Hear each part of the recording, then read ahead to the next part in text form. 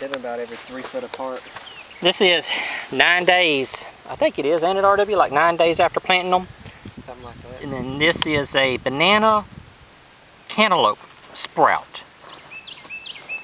We've got them there. Spaced about 3 foot apart. Yeah, that one there's in the middle of a dog print or something. It's all right. Yep, there's 2 right there. You'll have to come back and thin them out. Don't wait till they get too big to thin them out, because if you disturb the roots after they get too big, then you'll kill the other plant by pulling one out. Yeah. So you got the 2 sprouts. Go ahead and whenever they start coming up, go ahead and pull one out. Well, I always put 2 seeds down just in case the one doesn't germinate. You got the one back up, kind of back up. Okay. And then both of them germinate. Yeah, if they get once they get up a little bit, go ahead and pull one out, thin them out.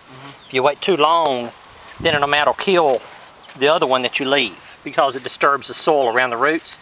And some, especially melons, these are, remember the melon family, they do not take very well to transplanting. So if you disturb the roots, you can throw the plant into shock and it'll kill it.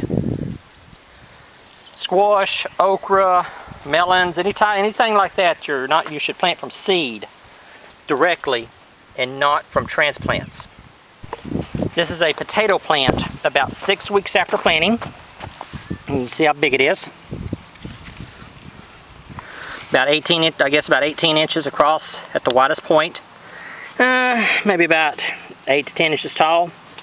Not all of the plants came up. Some of them are actually still coming up. Yeah, some of them are still coming up.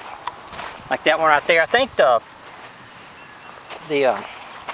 why they're coming up so slow is the cold weather. Just a couple of weeks ago, we had below freezing temperatures for a couple of days. See this one? Yeah, that one there. Out of the ground. Just starting to come out of the ground, while that one over there is like already a foot tall. We're going to come back in a couple of days and till it up, like we've got the soil on the side of the potatoes.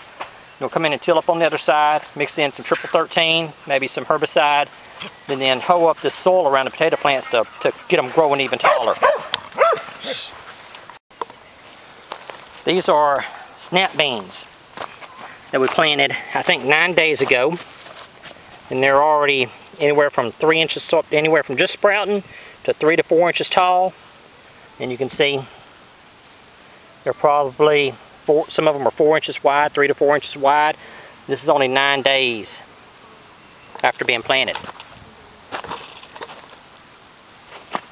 Move that little clump of dirt so that other sprout can come up. Soil should have been tilled up a little bit better, but oh well, work with what we got. It's been a couple of years since this soil's worked up anyway. The reason why snap beans were planted is because they're a high producing plant.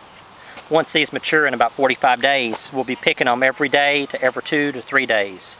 We've got 3 families that are going to be sharing the garden, and this should be plenty. We've got 3 rows of them, of the snap beans, so it should be plenty to be able to provide enough beans for all 3 families. We'll find out when they produce. Yep. This is either a squash or a zucchini. I forgot. We planted 2 rows of them, about 8 feet apart.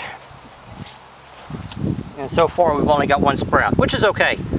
Some of these plants will not start sprouting, germinating, until the soil reaches a certain temperature, like cucumbers. They won't sprout until it's like, I think 65 to 75 degrees, 70 degrees, somewhere in there. Now, a lady on the forum contacted me about that. It's like, why aren't my cucumbers sprouting? And I said, well, I really don't have an explanation for you.